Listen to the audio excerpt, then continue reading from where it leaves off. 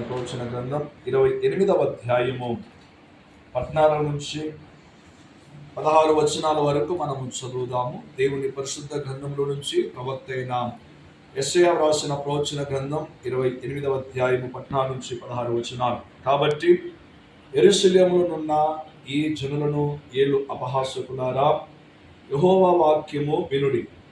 మేము మరణముతో నిబంధన చేసుకొంటిమి, పాతాళముతో ఏకమైతిమి. ఉపద్రవము ప్రవాహము వలె వడిగా దాటునప్పుడు అది మా యుద్ధకు రాదు.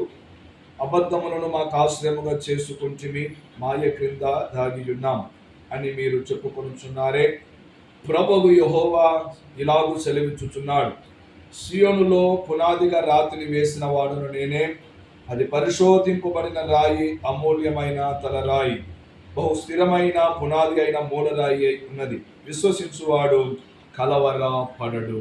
కాబట్టి దేవుని యొక్క వాక్యంలో రాబడిన ప్రకారముగా ఆయన సియోనులో ఆయన పునాది వేసి ఉన్నాడు. కాబట్టి ఆయన అమూల్యమైన రాయి, బహు స్థిరమైన పునాది రాయి అయి ఉన్నాడు. కాబట్టి మనము విశ్వసించిన ప్రతి వారము కూడా మనము కలవరపడము అనే విషయాన్ని దైవ గ్రంథములో దేవుడిని యెహోవా సెలవిచ్చుచున్నాడు.